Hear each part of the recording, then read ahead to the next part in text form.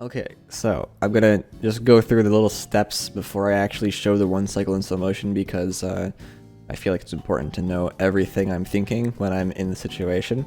I just recorded a quick little 5-bed. I was gonna do a 4-bed, but it was taking too long because I'm kind of out of practice. So, the first thing I do, I identify which side the dragon is perching. So first of all, it's a northwest perch. That's what our perches are going to be always, because we always come in from east-west and we turn right or left depending on how tall the pillars are.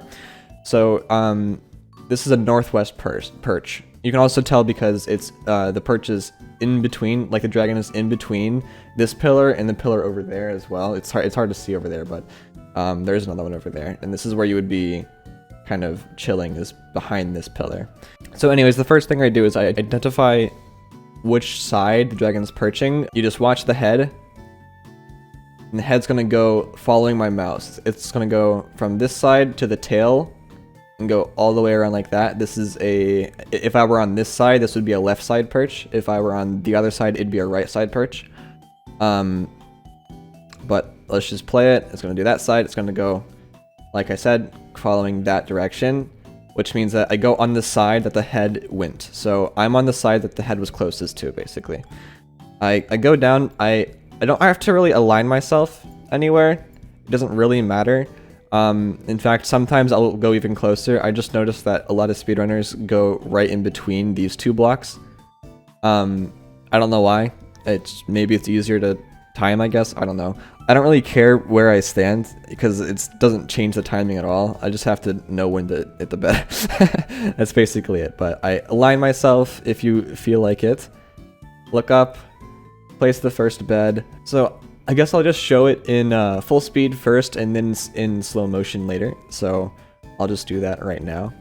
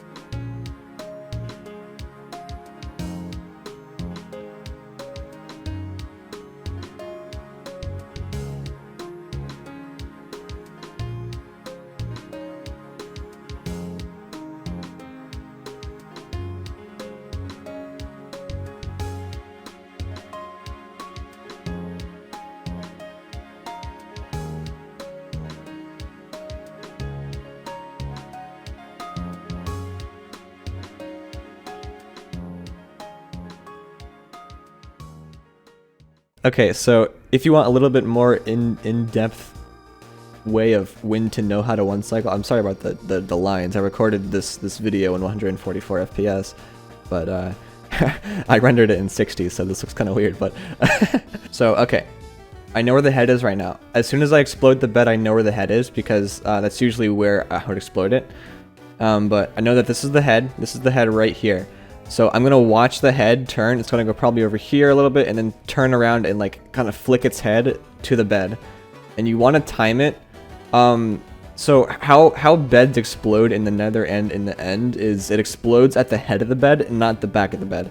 So even though we put the back of the bed on the block that's in directly the middle of where the dragon perches, we actually need to do it a little bit later, I guess, because it actually explodes at the head of the bed. But I'm gonna watch this head turn, or like snap, I guess. Snap all over here. It's gonna flick its head around here.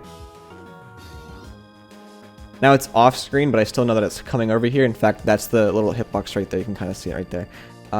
But right there, it's directly above the bottom half of the bed. And this is when I want to explode. Because the dragon's head is moving so quickly that by the time I actually explode it, it'll be at the head of the bed, because how it kind of works is the dragon, it flicks, and then it goes like, it goes to the head of the bed and then back, and you want to explode it the millisecond that you see this tiny circle, this tiny square go above the back half of the bed. You want to tap your mouse button and then explode, which is that's when I do it right there. Actually, I got pretty awful damage, I'm not gonna lie. Let me see if I can get a better one. A better damage one. This one might be a better damage one. Hold on. Alright, so now from this side, the dragon's head is right here. It's gonna go all over there and then snap around back. It's off screen right now.